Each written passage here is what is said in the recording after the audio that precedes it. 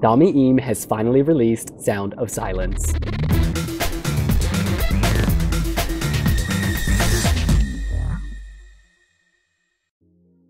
You guys, this song is contemporary. She is filling that silence with a beauty, with a gorgeousness, with a dirty pop sound. It has a tinge of Sia, and yet this is distinctly Dami. I think she really soars in this sort of mid-tempo ballad.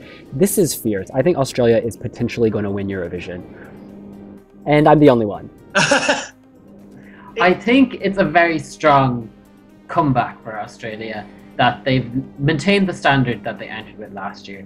It's probably the most accessible ballad that we have compared to Ukraine. Like, that's just over a lot of people's heads, where this instantly people would be able to go, oh, I like that, I'll play it. And it's probably the strongest ballad, maybe, if you look at it from that way. But in another sense, I'm kind of disappointed. I was expecting more from Dami. The sample that we heard last night, the verse was so strong, and then you're like, the chorus is just going to be epic, I can't wait for it. And the chorus comes and it's quite average. I do like the song, and I think that it's a good second effort by Australia, definitely. I wouldn't say it's my favourite ballad at the moment, because I actually prefer Lighthouse, Croatia's song. I think that was what Sound of Silence wants to do a little bit better, but I think that Sound of Silence is more memorable. The fact that the chorus is quite repetitive, it does actually still mean it stays in your head better, I think. And it's definitely going to be in the top 10, but it's not the winner. And that's what I really wanted from Dami. I wanted a winning song. I wanted something like Gladiator, and it is a bit underwhelming as a result. Yeah, this doesn't reach the heights of Gladiator, but I still think it's very good. I prefer this to Guy Sebastian's song. I didn't really like the whole soul funk thing. This I'm really feeling. I think Pain works really well for Dami Im, so she needs to be miserable more often, because this is fabulous. And I think the video hints that she will have an amazing stage performance. It looks very expensive, very modern. They're clearly putting their resources behind this, so I have no doubt it's going to be amazing. My fear with that, though, is that, I mean, when you watch Dami perform, she is a little bit awkward on stage. She's not, like, the most confident when it comes to, like, big, strong dance performances. So if it is, like, a modern dance kind of thing, or, you know, the dancer at the start kind of, like, flailing himself about, I worry that it might upstage her a little bit. She's really good at, like, belting the song out live, but I kind of think that they should keep her to that and maybe do things around her, not get her so centrally involved with it. I think the staging for this could be quite minimal, and Sweden obviously is staging it. I think something similar to Oscar Zia, who's competing in Melodifestivalen, his staging for Human, and there's lots of camera cuts, there's dark clouds, there's smoke, very dramatic backlighting. And all he does is stand and sing with lots of passion. And I think Dami can do the same. And that then instantly rules out the need for choreography. And then she gets over that hurdle. I think this is so jury friendly. I think Australia in the televote benefits from the fact it is Australia. So many connections to Europe.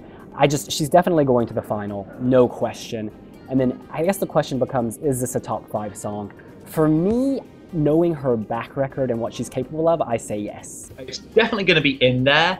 I'm not sure, I'm not like 100% confident to say top 5, but definitely top 10.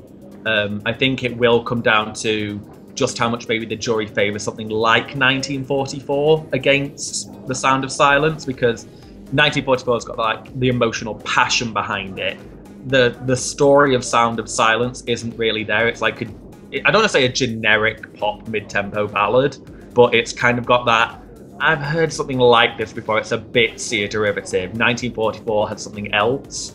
So I just think it'll depend on just where the jury decide to go. I think it has the potential to be top 10. Right now, based on the studio version, I'd say it probably would be, but we don't know the stage show of her or for any of the other acts. And so it's impossible to say this early. And yeah, she's definitely a contender. I don't think she's in my personal top 10, but I could see her being in the top 10. There is one other issue we should mention. There is a lyric when she is crying out to her man. She says, brown eyes trying to reach you through FaceTime, something like that.